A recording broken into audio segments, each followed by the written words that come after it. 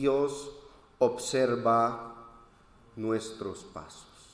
Hoy día, gracias a la tecnología, contamos con cámaras, ¿no?, que vigilan el tránsito de las carreteras, graban. Incluso ahora, yo que estoy empezando a conocer Bogotá, en los Transmilenios hay cámaras, en todo lugar hay cámaras donde graban cualquier tipo de incidente, situaciones complejas, ladrones, accidentes.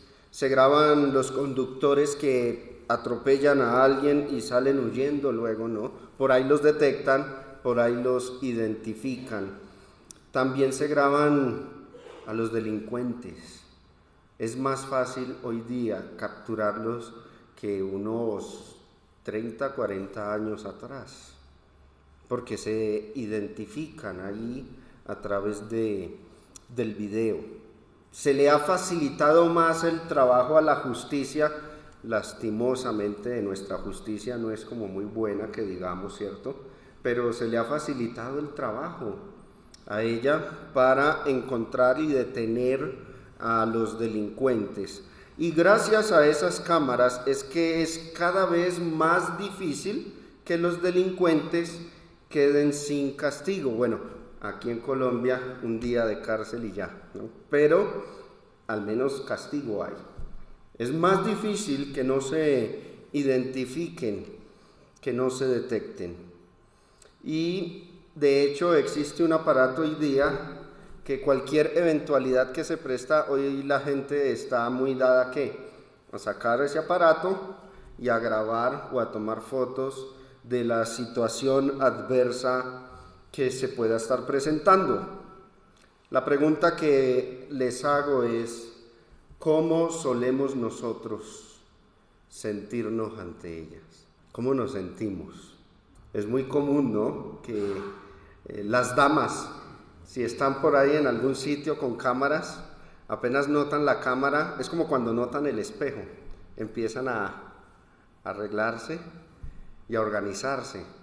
Y uno de hombre también, uno ve la cámara y uno como que, venga, mi mejor perfil quede ahí ante la cámara. ¿Cómo nos sentimos? Nos sentimos vigilados. Como que no todo lo que quisiéramos hacer lo hacemos porque hay una cámara.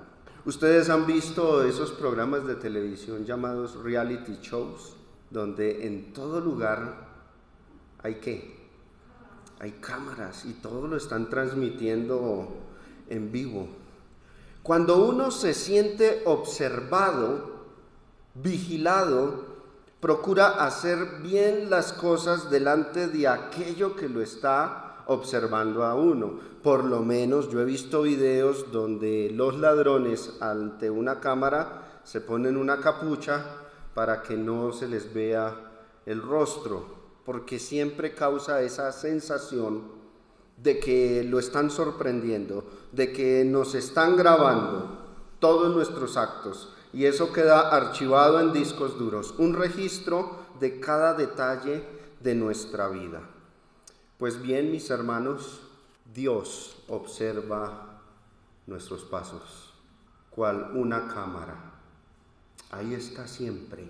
Y dice la Escritura en Proverbios capítulo 15, versículo 3, los ojos de Jehová están en todo lugar, mirando a los malos y también a los buenos.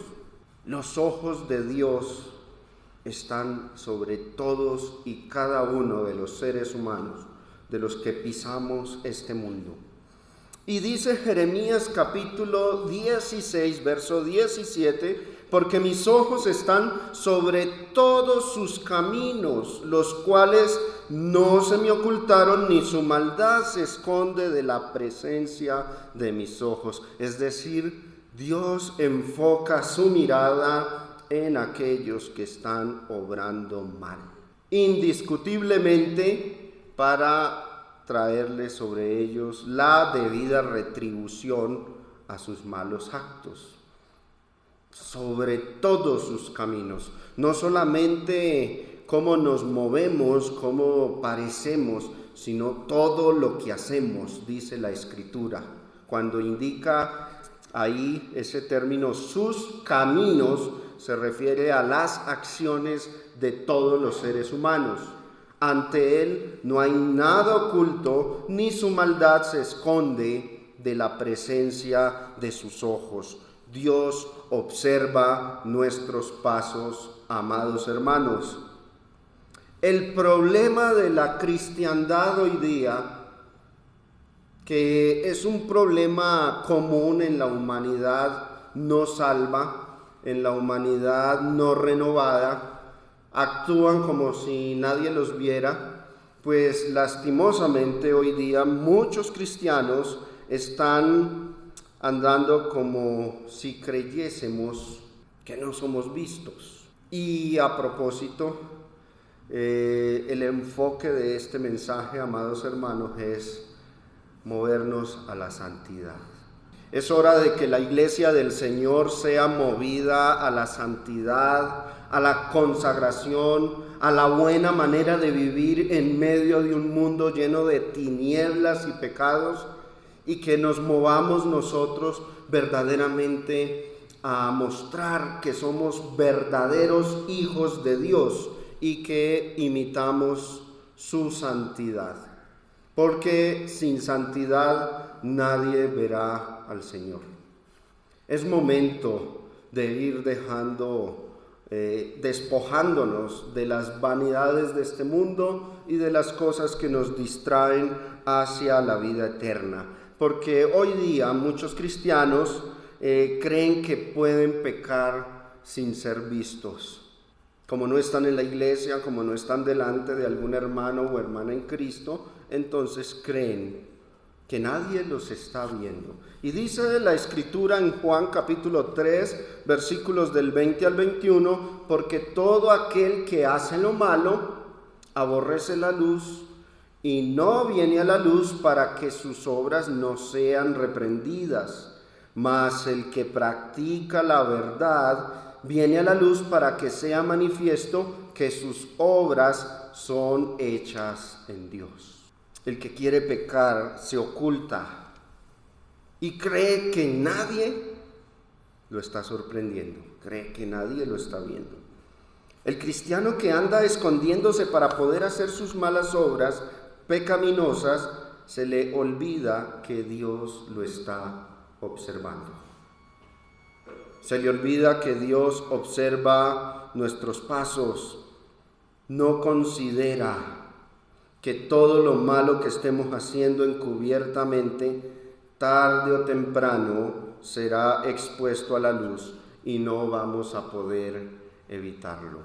Observen ustedes Eclesiastés capítulo 12, en el versículo 14, que dice: porque Dios traerá toda obra a juicio, juntamente con toda cosa encubierta, sea buena o sea mala.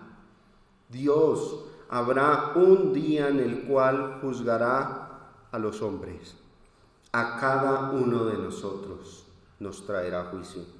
Hechos capítulo 17, versículos del 30 al 31 dicen que Dios ha establecido un día en el cual juzgará al mundo con justicia por aquel varón al que resucitó de los muertos. Segunda de Corintios capítulo 5, versículo 10 dice: porque es necesario que todos nosotros comparezcamos ante el tribunal de Cristo para que rindamos cuenta de lo que hayamos hecho mientras estábamos en el cuerpo, sea bueno o sea malo. Todos vamos a rendir cuentas a Dios. Y he aquí este texto que dice que Dios traerá toda obra, ¿a dónde? A juicio, juntamente con toda cosa encubierta, sea buena o sea mala. El cristiano fiel, verdadero, que teme a Dios, siempre debe andar bajo esa idea de que Dios es como una de esas cámaras y que nos está grabando y que está siempre sobre nosotros. Debe andar en el temor de Dios, sabiendo y considerando que el Señor del cielo todo lo llena en todo. ¿A dónde me iré de tu espíritu? En todo lugar donde trate de huir el hombre, ahí está Dios. No podemos encubrir nuestras acciones, nuestras obras. Pero ¿en dónde radica el problema del hombre cuando peca creyendo que Dios no lo está sorprendiendo?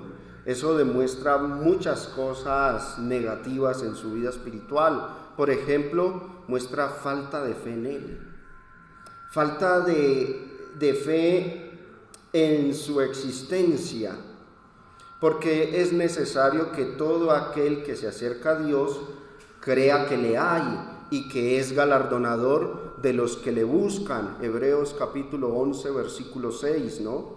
Debemos creer en su existencia y por ende, al saber que existe Dios, al estar plenamente convencidos de que es un ser real, eso nos moverá entonces a andar en el temor, a no pecar, a tener cuidado, porque cualquier mala acción que hagamos, entonces Dios está ahí presente. La falta de fe es una de las razones por las cuales muchos cristianos son movidos a andar en el pecado oculto. Por ejemplo, Dios observaba a Caín antes de que él cometiera la vileza de asesinar a su hermano. Nosotros leemos en las Escrituras, en esta versión Palabra de Dios para Todos, dice así: el hombre tuvo relaciones sexuales con su mujer Eva, ella quedó embarazada y dio a luz a Caín, y ella dijo: he tenido un hijo con ayuda del Señor. Después dio luz a Abel, el hermano de Caín. Abel se convirtió en pastor de ovejas y Caín en agricultor. Después de algún tiempo, Caín le llevó al Señor algunos frutos de la tierra como regalo. Abel también llevó las mejores crías de sus ovejas. El Señor aceptó a Abel y al regalo que le trajo, pero no aceptó a Caín ni su regalo. Entonces Caín se enojó mucho y se entristeció. Y el Señor le preguntó: ¿por qué estás enojado y te ves tan triste? Y observe lo que le advierte: si tú haces lo bueno, yo te aceptaré. Pero si haces lo malo, entonces el pecado te estará esperando para atacarte. Te quiere dominar, pero tú debes ejercer dominio propio sobre eso. Debes dominarlo a él. Dios le advirtió a Caín acerca de sus malos propósitos para con su hermano. Dios siempre nos previene a nosotros, siempre da algún indicio a través de la educación que nos da por medio de las Escrituras, o nuestras conciencias en ese momento también nos dan aviso. ¿Cómo nos avisa entonces Dios de no ir a caer en ciertos pecados? Cuando Dios detecta que estamos a punto de caer en pecado, si ve algo malo dentro de nosotros, nos avisa mediante dos formas: nuestras conciencias. Claro está, hay conciencias cauterizadas, claro está, hay conciencias que no están educadas en las bases morales y espirituales que Dios ha establecido para la humanidad, y por ello en muchos pecados la conciencia no habla. Pero en la mayoría, todo el mundo tiene conciencia de pecado. Todo el mundo es consciente de que robar, de que matar, de que mentir son cuestiones inmorales, pecaminosas. La conciencia habla, pero el cristiano, Dios le avisa mediante la Escritura y mediante la predicación de la misma. A través de la lectura de la Biblia y a través de el aprendizaje que recibimos por medio de las prédicas, por medio de las enseñanzas, Dios nos avisa, Dios nos advierte. Por eso es que si queremos oír el consejo de Dios, ¿qué debemos hacer? Acercarnos a las Escrituras, asistir fielmente a las reuniones sin faltar. Cada primer día de la semana nos reunimos para estimularnos al amor y a las buenas obras. ¿Cómo? Por medio de la predicación es que somos estimulados a ello.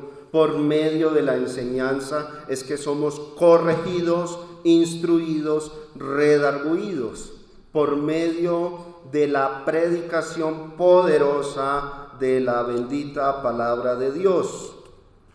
O pregúntese usted, ¿cuántas veces no has llegado a cometer una falta en secreto de la que pensamos que nadie sabe? Y resulta que fuiste el domingo a la iglesia y ese día el que predicó tocó ese asunto, ahondó en ese tema. Y tú piensas, ¿será que me vio? ¿Será que me pilló el predicador en algún lado? No, es Dios. Es Dios usando el medio de la predicación de su palabra para amonestarte, para exhortarte y moverte al arrepentimiento. ¿Cuántas veces no sucede eso? Que pensamos en hacer algo malo y precisamente la predicación toca esa materia, toca esa área. Y uno cree que es que el predicador me tiene en la mira. Y no, es Dios a través de la predicación que te quiere advertir, que te quiere prevenir o te quiere mover al arrepentimiento si ya pecaste. Así como hizo con Caín, como lo podemos leer aquí en el texto. Otra falta de muchos cristianos hoy día. Creemos que podemos pecar y luego apaciguar a Dios. Esto se resume en los mismos términos famosos del catolicismo. El que peca y reza, empata, creen muchos. Esta semana pequé, entonces voy a ir el domingo bien puntual a la iglesia para saldar cuentas con Dios. Él me ve asistiendo y saldo esa cuenta, como que cubro ese pecado. Creen que así funcionan las cosas con Dios. Algunos son de la creencia de que pequé, entonces este próximo domingo no doy 10,000 pesos de ofrenda, sino 20,000 pesos. Saldo la cuenta con Dios. Hay cristianos que creen que las cosas con Dios son así de simples y sencillas y que lo podemos trabajar a Él. Pero observen lo que dice la Escritura. Primera de Juan capítulo 1 del 8 al 9. Si decimos que no tenemos pecado, nos engañamos a nosotros mismos y la verdad no está en nosotros. Si confesamos nuestros pecados, Él es fiel y justo para perdonar nuestros pecados y limpiarnos de toda maldad. Este texto es el favorito de muchos para excusarse en que pueden pecar y después saldar cuentas con Dios.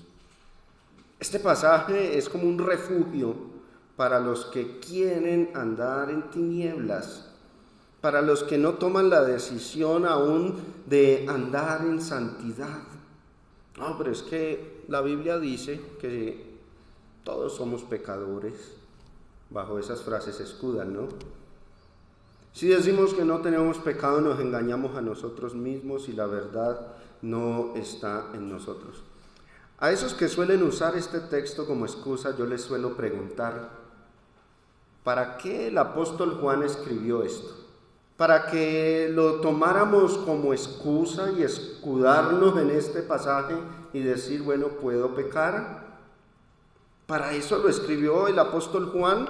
Pues él dice en el capítulo 2, versículo 1, ¿para qué lo escribió? Hijitos míos, estas cosas os escribo para que no pequéis.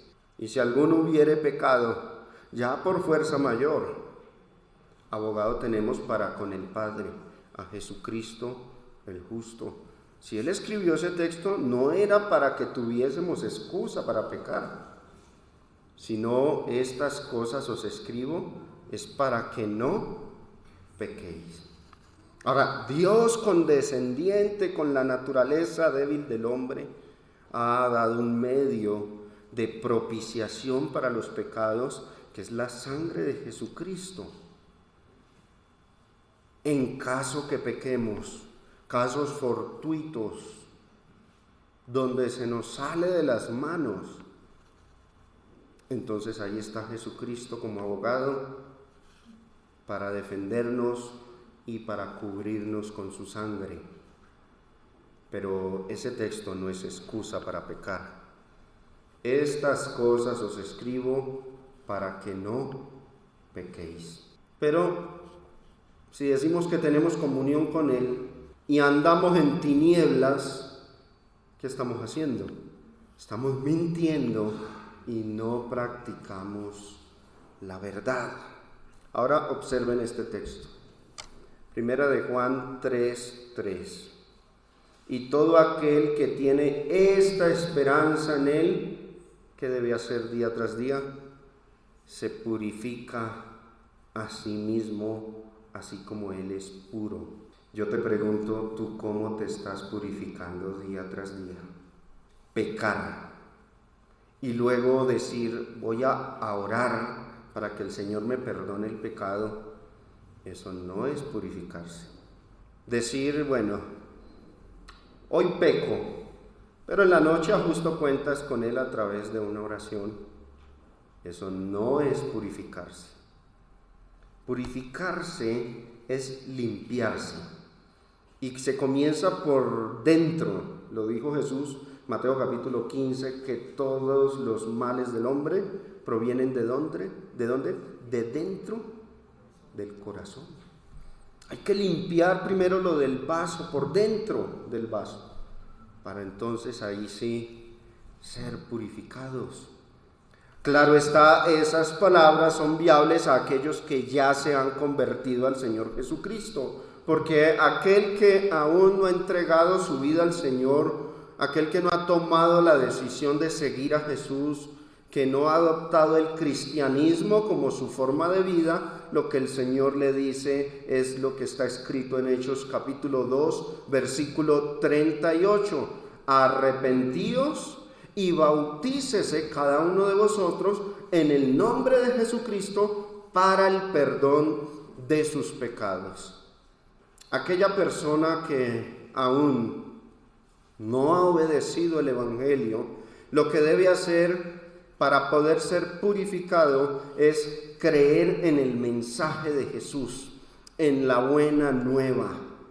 Creer que Cristo murió, que fue sepultado y que resucitó y que mediante ese acto te puede dar la vida eterna. Si tú crees que Jesús fue ese ungido, ese Salvador prometido y que resucitó de entre los muertos, si lo crees en tu corazón, entonces serás salvo, pero debes arrepentirte de tus pecados, debes confesar públicamente tu fe en el Señor Jesús y finalmente debes ser sumergido en agua, bautizado para que el Señor te acepte en su reino.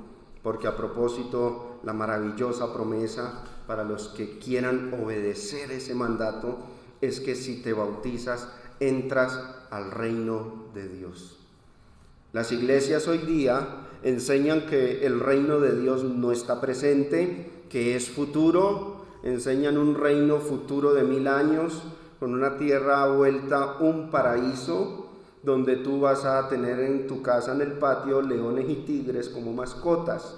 Pero eso no es lo que enseña la palabra de Dios. La palabra de Dios enseña que ya podemos entrar al reino, que no hay que esperarlo. Y Jesús se lo dijo a Nicodemo en Juan capítulo 3, versículo 5.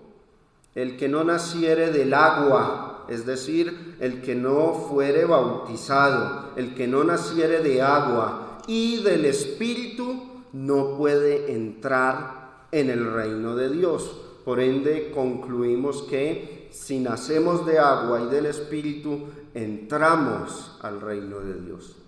A todos los que obedecieron ese modelo, ese plan, Dice Colosenses capítulo 1 versículo 13 que han sido sacados del reino de las tinieblas e inmediatamente injertados, trasladados al reino de su amado Hijo, al reino de la luz. Animo a las personas que en esta mañana nos acompañan y nos visitan, y a los que probablemente estén conectados y no han obedecido el Evangelio, a que se animen a ser parte del reino de la luz. Dice: todo aquel que tiene esta esperanza en Él se purifica a sí mismo, así como Él es puro. Nuestra purificación debe ser una ardua batalla, hermanos, día tras día.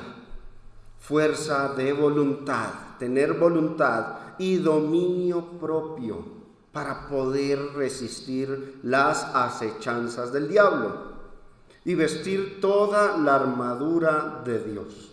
Efesios capítulo 6, tú puedes leer el capítulo entero y ahí Dios te da las pautas de cómo vestir la armadura espiritual que Él nos ha entregado.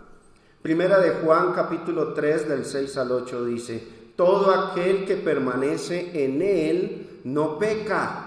Todo aquel que peca no le ha visto ni le ha conocido. Ahora, este texto no está diciendo que absolutamente todo el que peca no conoce a Dios, porque evidentemente leímos en Primera de Juan capítulo 1 verso 9 que todos pecamos. Pero hay un contexto en el capítulo 2 y en el capítulo 3 donde aparece la palabra el que practica el pecado. Este pasaje se refiere a los que pecan con práctica, a los que pecan voluntariamente, a los que no les importa la ley de Dios, la han conocido, no les interesa, no les duele el quebrantar la ley del Señor, no les duele ofenderle, andan en pos del pecado. Entonces, todo aquel que peca bajo ese panorama, bajo ese contexto, no le ha visto ni le ha conocido. Hijitos, nadie os engañe. El que hace justicia es justo como Él es justo. Pero el que practica, ahí está el texto, el que practica el pecado es del diablo. Porque el diablo peca desde el principio. Y para eso apareció el Hijo de Dios, para deshacer las obras del diablo. Muchos creen que pueden practicar el pecado con tal de que sean fieles los domingos. Cuán engañados están. Y mire lo que dice aquí. Primera de Juan, capítulo 5, del 2 al 4. En esto conocemos que amamos a los hijos de Dios, cuando amamos a Dios y guardamos sus mandamientos. Pues este es el amor a Dios, que guardemos sus mandamientos. Y sus mandamientos no son gravosos, no son difíciles de cumplir. ¿O son difíciles? ¿Cuán difícil es que te comas cada primer día de la semana un pan y te bebas un jugo de uva? Es muy complejo, muy difícil. Asistir a la iglesia, algunos se quejan como si eso fuera. Yo he visto pecados que para cometerlos son más difíciles. ¿Y qué estrategias utiliza el ser humano para llevarlos a cabo? Pero obedecer los mandamientos de Dios no es tan complejo. Sus mandamientos no son gravosos, porque todo lo que es nacido de Dios vence al mundo. Y aquí la palabra mundo se utiliza bajo la connotación de tinieblas. Y esta es la victoria que ha vencido al mundo. ¿Cuál? Nuestra fe, nuestra convicción, nuestra consagración, nuestra dedicación a Dios. ¿Creemos podemos pecar y luego ajustar cuentas con Él? Como si se tratara de ese famoso dicho popular: el que peca y reza empata. Y nos sentimos como inteligentes con eso, ¿no? No, yo ajusto cuentas con Dios, como si Dios pudiera ser burlado. A veces nos creemos tan sagaces Sentimos que tenemos mucha inteligencia, pero ¿quién puso la sabiduría en el corazón? ¿Quién dio al espíritu inteligencia? Si eres inteligente, gracias a quien lo eres. No puedes pretender con la inteligencia que tienes que Dios te la dio y burlarte de él. Es absurdo. No os engañéis, Dios no puede ser burlado, pues todo lo que el hombre sembrare, eso también segará. Y para finalizar, mis hermanos, volviendo a la metáfora que les propuse al principio de las cámaras, ¿sabían ustedes que esas cámaras de seguridad, si ocurre algún incidente, un accidente, un robo, las personas simplemente acuden ¿a dónde? Al disco duro, miran el video y encuentran el momento exacto del delito? Y que si eso fuese causa de llevarse ante un juicio, esos son los videos que se ponen como evidencia. Y cuando se lleva a cabo un juicio, los que asisten al juicio, los que sirven de jurados, los que están presentes allí, todas esas cosas se exponen. Y todos los que están ahí presentes, ¿qué? Ven. ¡Qué vergüenza!, ¿no? Mira hoy día las noticias, esos escándalos, cuando a un famoso lo captan en cámaras. ¡Qué vergüenza que les da! Permítanme decirles, mis hermanos, que en el juicio Dios manifestará todas nuestras malas obras. Esto para los que creen que se burlaron de Dios y escaparon. Todo eso está almacenado. Y Dios va a publicar eso en el día final. Allá lo va a mostrar. ¿Qué haría usted entonces donde, por ejemplo, a sus padres o a sus amigos les muestren un video suyo cometiendo una fechoría o un acto vergonzoso? Qué vergüenza daría, ¿no? ¿Cierto? ¿Sabe usted qué es un juicio? Cuando hablamos de juicio, ¿qué es un juicio? ¿Cómo se lleva a cabo y quiénes estarán presentes? Bueno, en el juicio de Dios es todo ser humano. La ira de Dios viene sobre todo ser humano. El juicio de Dios es sobre todo ser humano que hace lo bueno, que hace lo malo, al judío primeramente, también al griego. Romanos capítulo 2. Todo ser humano, toda criatura. Todas estas cosas las ignoramos a veces en el momento de decidir infringir la ley de Dios, cuando creemos que podemos pecar en secreto, llevando un cristianismo doble y de apariencia. La Biblia enseña, mis hermanos, que Dios sacará toda obra de las tinieblas a la luz y la expondrá.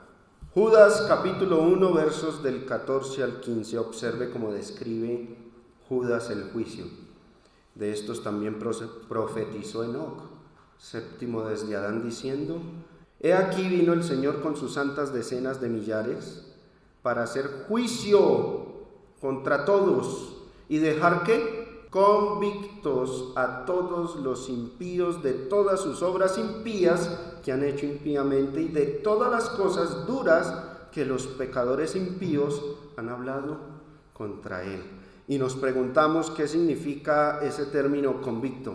¿Qué significa? Bueno, yo me tomé la molestia de buscar en un diccionario y este es el resultado: que tiene probado legalmente un delito aunque no lo haya.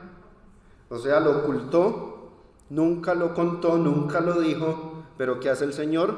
Se lo demuestra legalmente, es decir, lo manifiesta a la luz delante de todos. Otras versiones de la Biblia traducen Judas de la siguiente forma: para juzgar a todos, para dejar probada la culpa de los impíos, poniendo al descubierto sus actos de impiedad, su rebeldía frente a Dios y las cosas que como impíos pecadores han hablado contra él, poniendo al descubierto. Observen este: porque no hay nada encubierto que no haya de descubrirse, ni oculto que no haya de saberse. Por tanto, todo lo que habéis dicho en tinieblas, ¿qué va a suceder en ese día? a la luz se oirá. Y lo que habéis hablado al oído en los aposentos se proclamará en las azoteas. Es decir, Dios manifestará toda obra infructuosa y pecaminosa en el gran día del juicio. Y mire lo que dice Romanos capítulo 2, me gusta esta versión castellano antiguo, verso 16. Ciertamente llegará el día en que Dios, por medio de Jesucristo, juzgará lo más profundo y secreto de cada ser humano, como yo digo cuando anuncio el Evangelio. Juzgará lo más profundo y secreto de cada ser humano. Mis hermanos, Dios observa nuestros pasos. Tenemos un Dios omnipresente, omnipotente, justo, que analiza y juzga cada minuto que vivimos. A Él no se le escapa nada. Y es sorprendente ver la grandeza y la justicia de Dios, estando pendiente de cada minuto que vive cada ser humano y dando a cada uno el pago que se merece por su forma de actuar. Ese es el Dios majestuoso en el cual creemos. Dios permita que apliquemos esta enseñanza y que nos mueva a llevar una vida más santa, más piadosa, en más consagración a Dios. Que retomemos la costumbre de orar a cada instante, todos los días, de leer las Sagradas Escrituras y de proponernos a no pecar, de irnos despojando del viejo hombre, considerando que cada paso que demos, Dios observa nuestros pasos.